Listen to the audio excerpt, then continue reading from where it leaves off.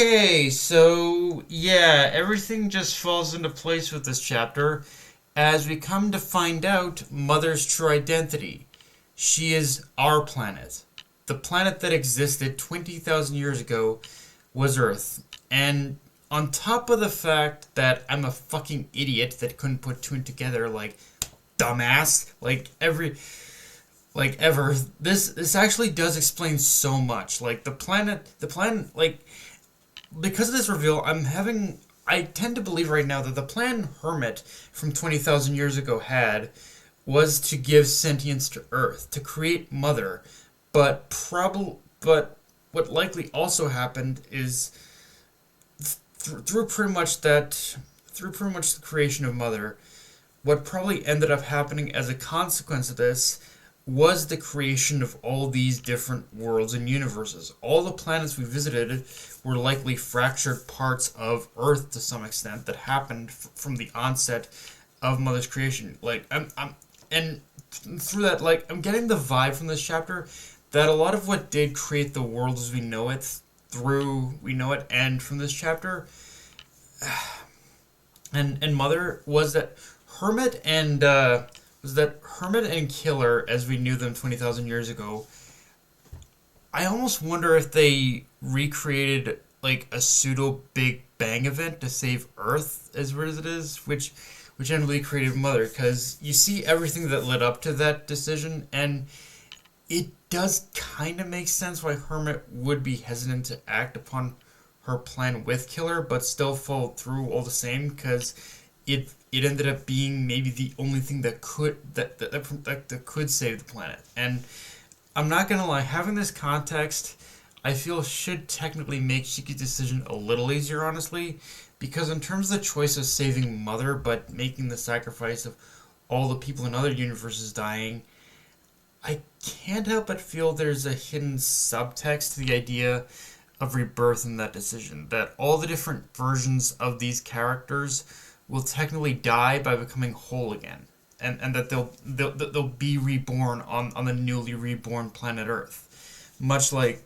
the planets themselves are just fractured versions of themselves. So again, by saving Mother, they do become whole again, but just not knowing other past selves or lives, because that seems to be the one missing thing from that part of the conversation, is we don't really know. Like, okay, let's say we get rid of all the people on the other universes to recreate Earth. What's going to happen to the people who lived on that Earth at that time? Like, are they just going to get recreated? Like that's kind of still the thing that's missing in this conversation, is like, if she see what's and all the others die, like, what's going to happen to the people who are existing now, or like what? Yeah, it's a little confusing. Although that could go the other way.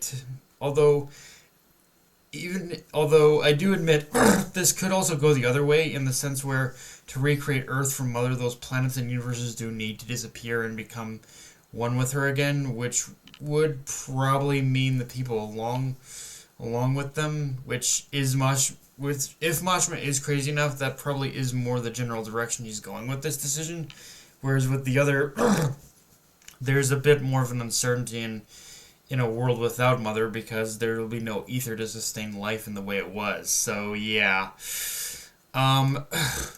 Although, in my opinion, all this is just blatant conjecture until Pino speaks the fuck up, because her silence throughout the entirety of this chapter was kind of pissing me off, and in a way that says so much without saying anything at all. Like, none of what Mother is saying is new to her. It's everything she's probably known all along, and knew this would be a decision Shiki would have to make. But I also tend to think her silence is that she knows there's a possible third option in this shit sandwich situation we're dealing with, which goes back to something I've been saying as well, which is that Ziggy knew Shiki would have to deal with this situation, and that's the reason why he created Pino, which is to say Pino's role in all this is to basically replace Mother, to become the new Mother, as it were. Now, part of me is hoping I'm wrong in this one, part of me is hoping I'm wrong with that one, because that would feel like too easy an out for Shiki to having to make this difficult decision. But But regardless of what, Pino is definitely hiding something. That much I know for sure. That much I know for damn sure. It's just a question of what she's hiding that we don't know.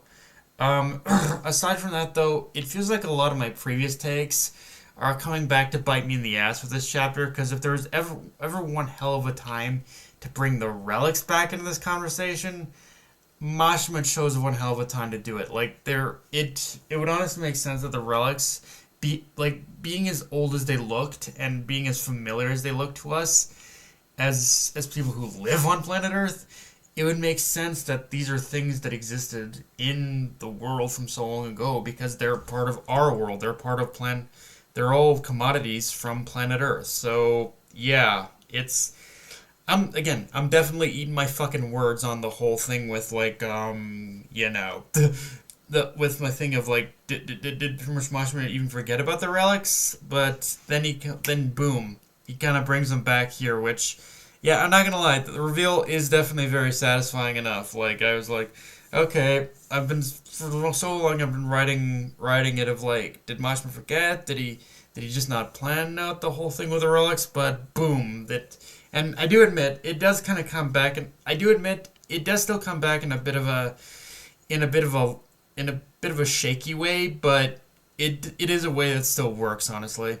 Now maybe I'm just a dumbass, but the one thing that's kind of annoying with this chapter is it still hasn't fully clarified exactly what version of Shiki made this deal with Mother. Was it Shiki as a newborn, or was it the version of Shiki that is the Ziggy we know now? No, it feels like Mashima is being a little bit too vague on this particular premise of who exactly which Shiki made this arrangement.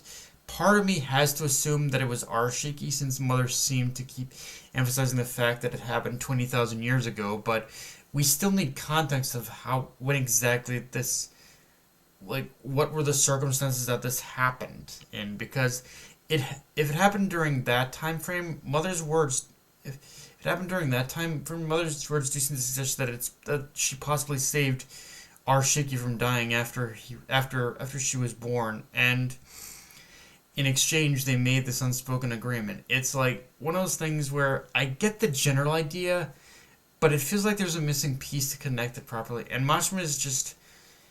in some ways, Mashima's failing to give us that one final piece of the puzzle that would make it all fit. Because as it stands, it feels like we still only have 90% of this mystery figured out, and for some reason Mashima doesn't want to show the actual moment where Shiki and Mother made this agreement. And even more so, I'm honestly beginning to question more and more how Shiki is still alive if Shiki was born 20,000 years ago. Like that's more than anything the one thing I'm trying to figure out is how this still fits with Shiki having, if Shiki is Witch's child. But yeah, guys, that's pretty much all I got for this review. If you enjoyed the video, like, comment, subscribe. Follow me on Twitter and on this Crunchyroll. Be sure to notification bell, hit the subscribe button, and just share the video around, guys. Dark Knight of Anime, signing out. Later, everyone.